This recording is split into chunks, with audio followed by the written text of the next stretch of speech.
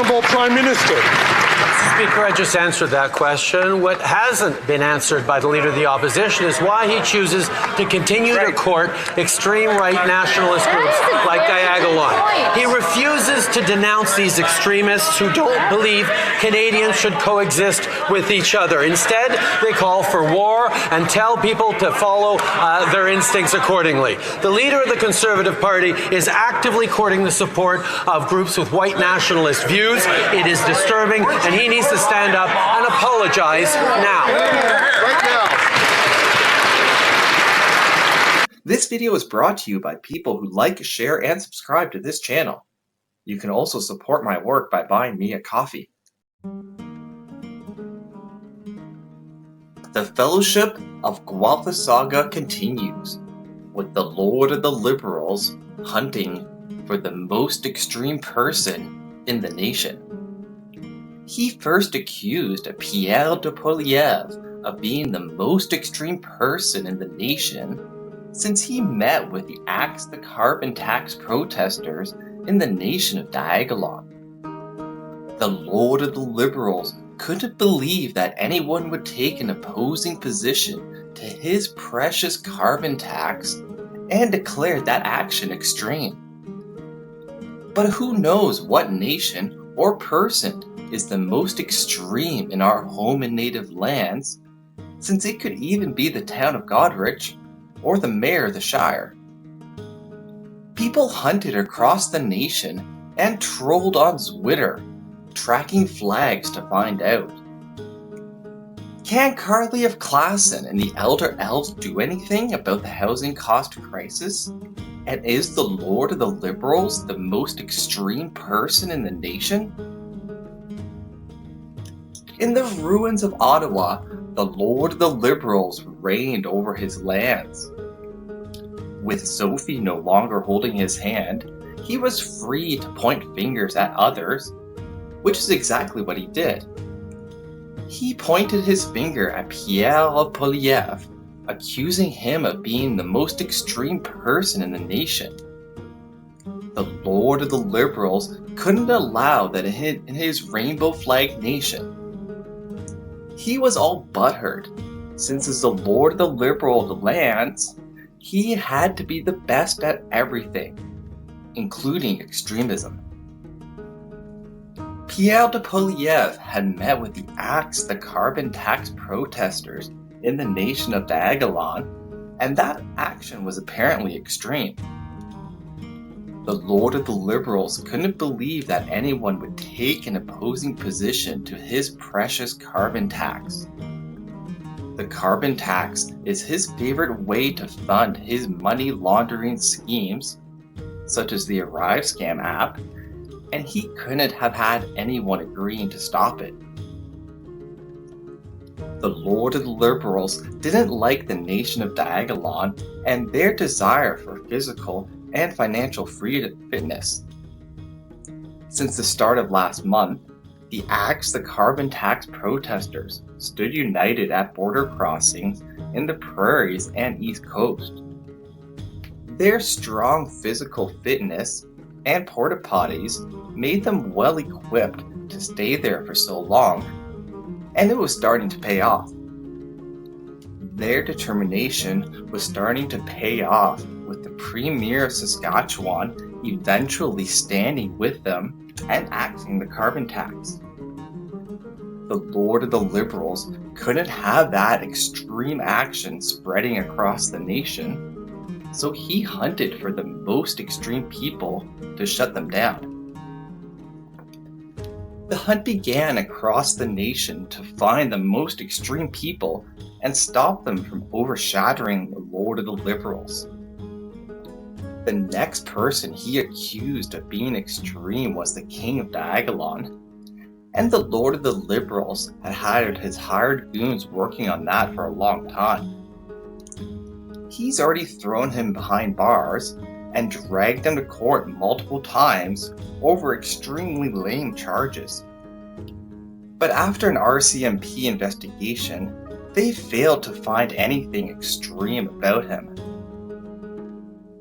The Lord of the Liberals threw a hissy fit, since he couldn't jail someone indefinitely for committing no crimes. He ran outside like a bully crybaby, screaming down the red-carpeted hallways.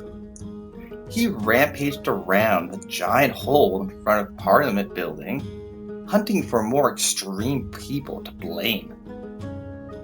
The first extreme group of people the Lord of the Liberals spotted were filling the streets in the ruins of Ottawa. Their extremely well-organized and well-funded protest initially looked extreme to the Lord of the Liberals.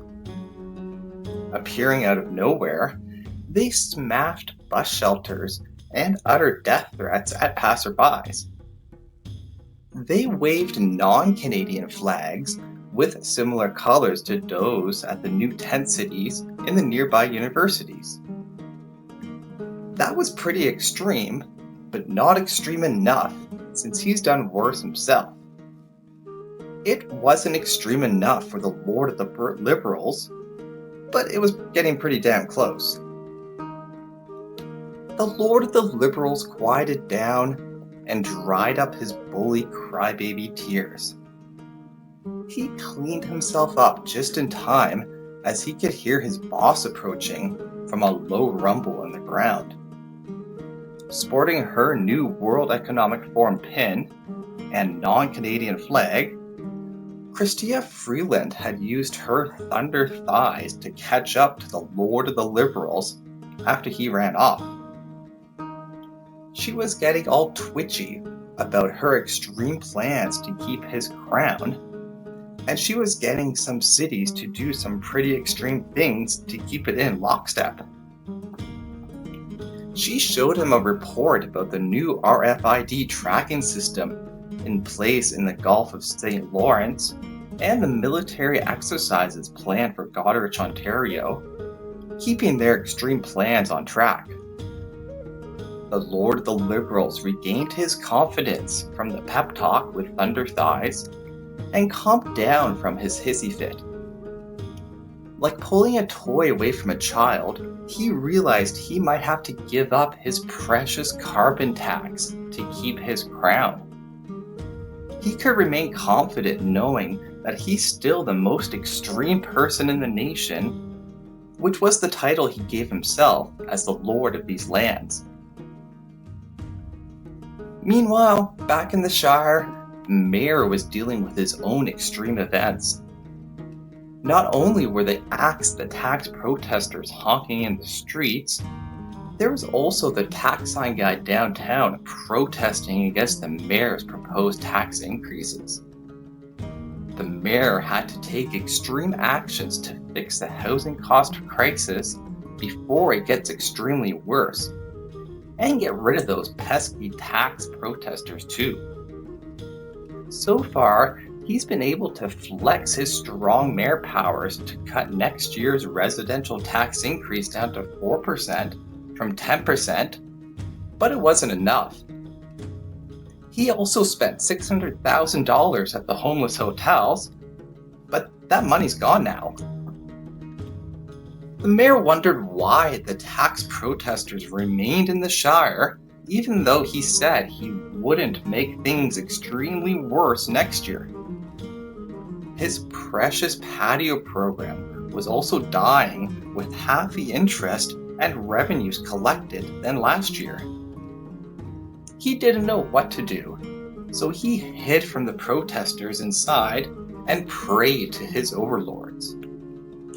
He prayed to Arnold Schwarzenegger and his deep state overlords for support with his strong mayor powers.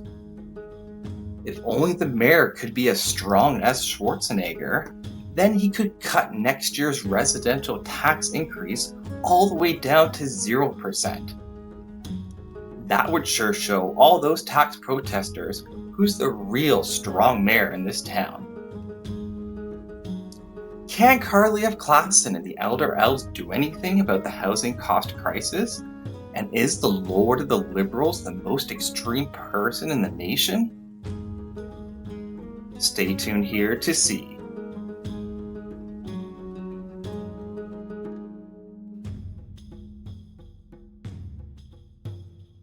This video is brought to you by brighttutoring.ca. Don't let school get in the way of your education. Book a tutoring session today at brighttutoring.ca.